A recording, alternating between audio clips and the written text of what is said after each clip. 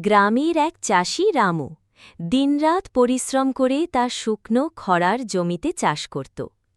গ্রামের লোকেরা বলত, এই রামু একদম পাগল, এমন মরা জমিতে ফসল হবে নাকি? কিন্তু রামু থামেনি। তার একটাই বিশ্বাস, একদিন আমার পরিশ্রম ফল দেবে।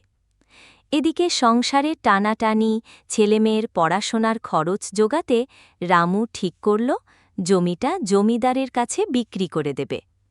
কিন্তু ভাগ্যের খেলাটা তখনও বাকি ছিল। একদিন মাটি কাটতে গিয়ে হঠাৎ কোদালের নিচ থেকে কালো তরল বেরোতে লাগল। তেল!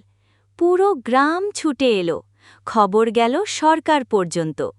সরকার জমিটা কোটি টাকায় কিনে নিল। রামু এক রাতেই গ্রামের সবচেয়ে ধনী মানুষ হয়ে গেল। ছেলেমেয়ের পড়াশোনা, বাড়িঘর সব কিছু ঠিক হয়ে গেল।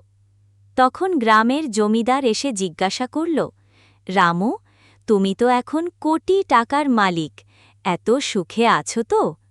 রামু চোখ মুছে বলল, সব পেয়েছি বাবু, কিন্তু কেউ আমার চ্যানেলটা সাবস্ক্রাইব করল না। যতই তেল বের হোক, আগে সাবস্ক্রাইব বাটনটা চেপে দাও।